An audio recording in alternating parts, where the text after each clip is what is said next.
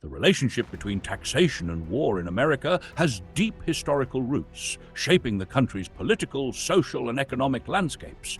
Here's a brief exploration of this untold history. 1. Colonial beginnings. Taxation as a trigger. British taxes and colonial resistance. In the 1760s, Britain imposed taxes on American colonies, such as the Stamp Act, 1765, and the Townshend Act, 1767, to recoup costs from the 7 Years' War. Colonists, who lacked representation in Parliament, resisted with the slogan, "No taxation without representation."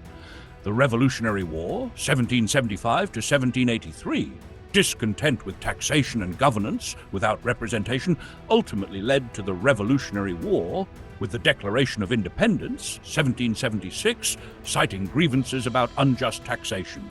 2. The birth of the U.S. tax system funding Revolutionary War. The Continental Congress relied on loans, printing money, and requisitions from states to fund the war, leading to severe inflation and debt. The Constitution, 1787, addressed the inability of the Articles of Confederation to levy taxes effectively, granting Congress the power to tax. Wars and the rise of federal taxes. War of 1812. Temporary taxes, including excise taxes on goods like whiskey, were reinstated to fund military efforts. Civil War, 1861 to 1865. The first income tax, 1861, was introduced to finance Union war expenses, along with the establishment of the Office of the Commissioner of Internal Revenue, predecessor to the IRS. World War I and II. Federal income taxes became permanent during World War I, expanding significantly during World War II with the introduction of payroll withholding, 1943. These wars solidified the federal government's reliance on income tax.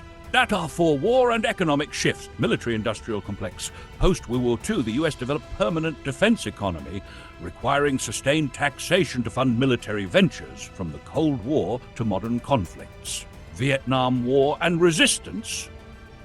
High military spending without corresponding tax increases during the Vietnam War contributed to inflation and public backlash, fueling protests. #5. Tax revolts and modern implications. Reagan era and tax cuts. In the 1980s, the government cut taxes while increasing military spending, leading to debates over deficits and the role of government in funding wars.